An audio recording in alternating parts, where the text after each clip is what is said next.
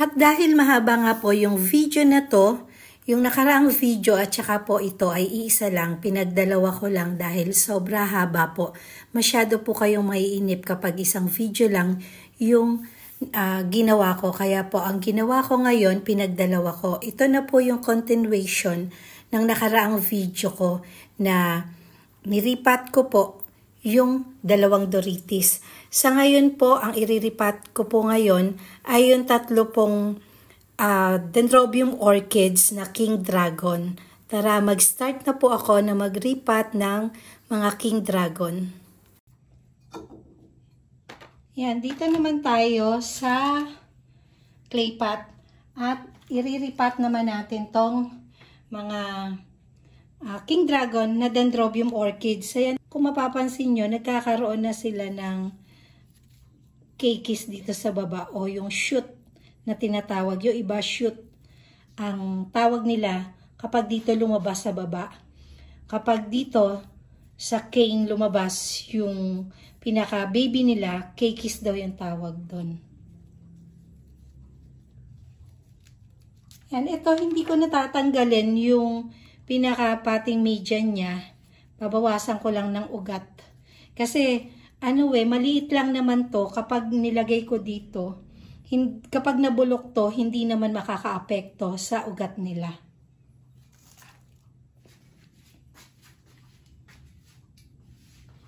Ayan, gagamit ulit tayo ng lava rock. Sa ngayon po, yung ibang mga Dendrobium orchids ko, sabi ko nga kanina, lava rock na po yung ginagamit ko na pating media. Para iwas po talaga sa pagkabulok. Yan, mataas tong bunot ng niyog para dito sa paso. Babawasan lang natin ang bahagya.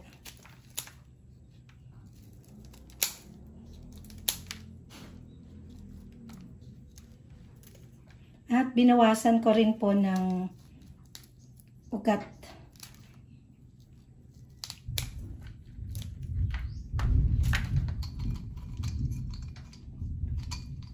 Naririnig nyo ba yung kulog?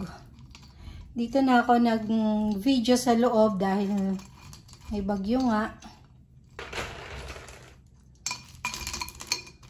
At ito, lava rock na po yung ginagamit natin na cutting media sa aking mga Dendrobium orchids.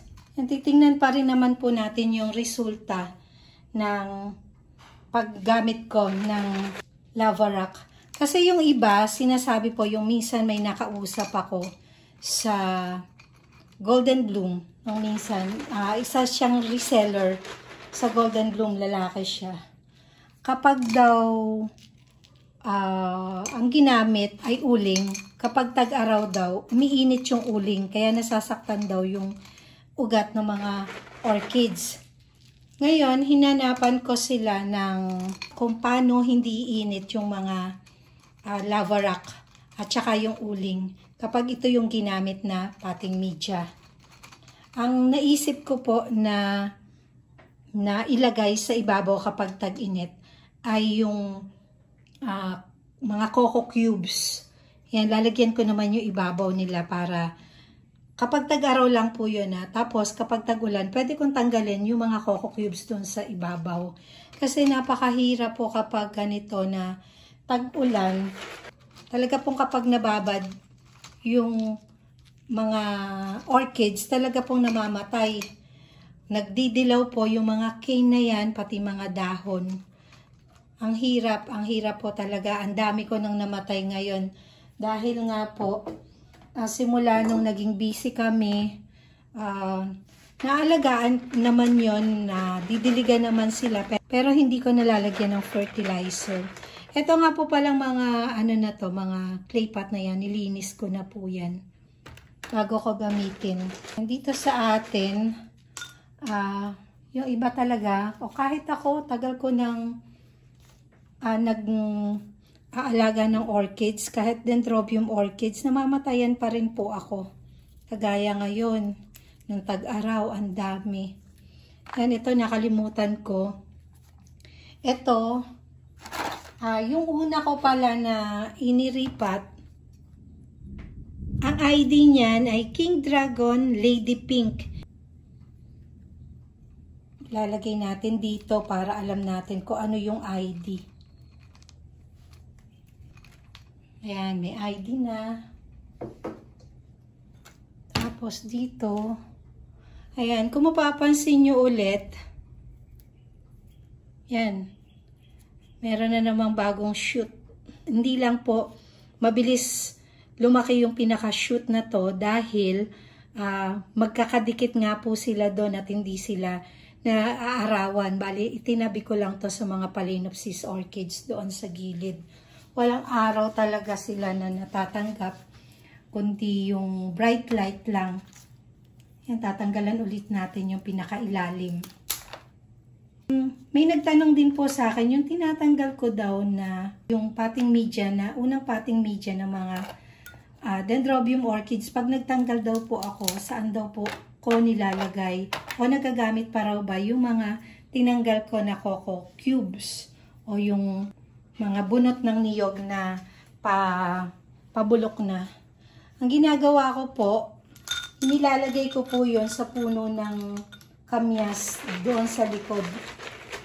Dahil medyo mababa pa yung pinakalupa niya, para tumaas naman, yun, nilalagyan ko ng mga bulok na coco cubes at balat ng niyog. Ang kailangan, ipitin din natin at hindi kailangan na gumalaw din yung mga iniriripat natin. Kasi yung iba, iniipit nila ng balat ng niyog para hindi gumalaw yung ugat at hindi po maistorbo yung paglabas ng mga ugat ng mga orchids. Ganon din po yung dapat gawin kung ibang potting mix yung ginagamit natin. Kagaya nitong lava rock. Kailangan hindi gumagalaw. Kailangan matibay talaga yung pagkakatanim natin at hindi gumagalaw. Ito naman po, kahit na siksikin mo yung lava rock dito sa pinakapuno ng orchids, yung napapasukan din naman sila ng hangin kasi nga po, yung shape ng mga lava rock hindi naman magkakamuka. Kaya po, hindi nagiging siksik. Pero, napapatibay nila yung pagtatanim natin ng mga orchids dito sa paso gamit itong lava rock. Yan, last na to. Syempre, ilalagay din natin itong ID niya. Natin lalagay sa yung matured na cane. Dito natin ikakapit. Yan. Yan, last na.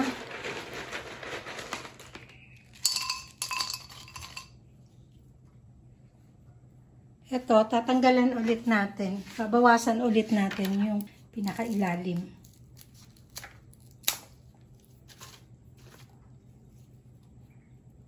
Tanggalin yung mga tuyo na ugat.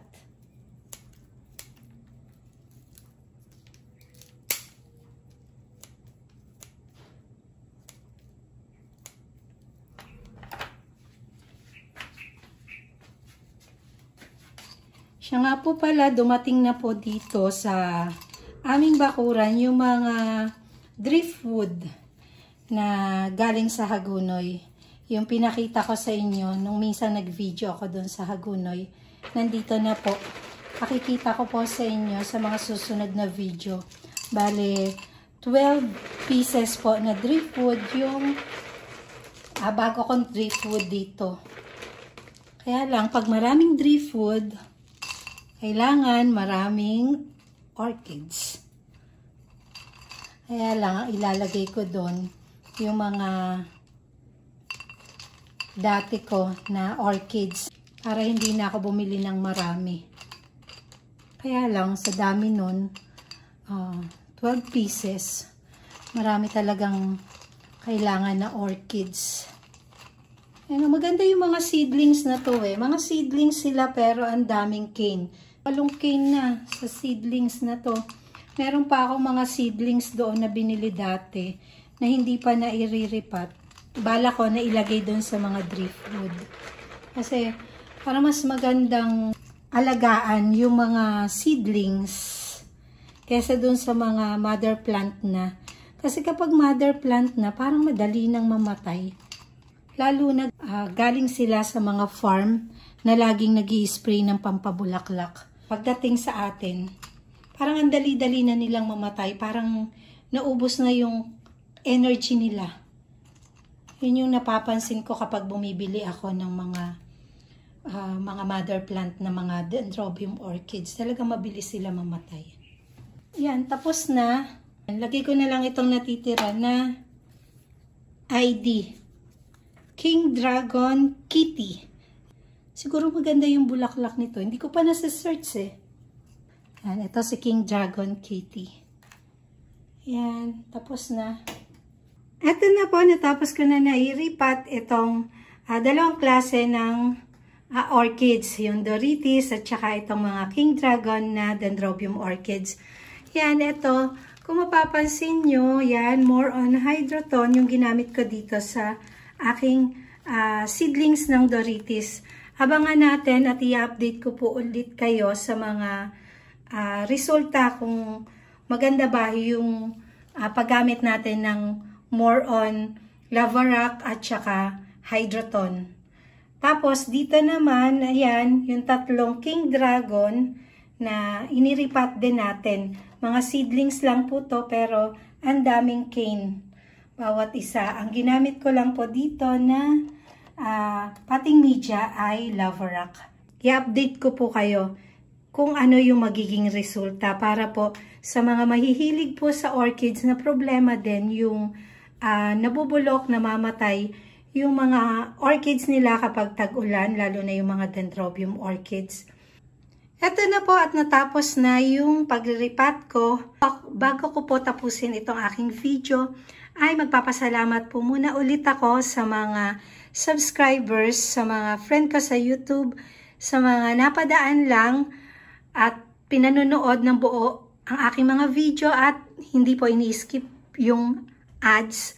Maraming salamat po sa walang sawa niyong panonood at walang sawa niyong pagsuporta sa aking mga video. Keep safe everyone, lalo na po ngayon, mabagyo at maraming nabaha. Ingat po tayong lahat. God bless!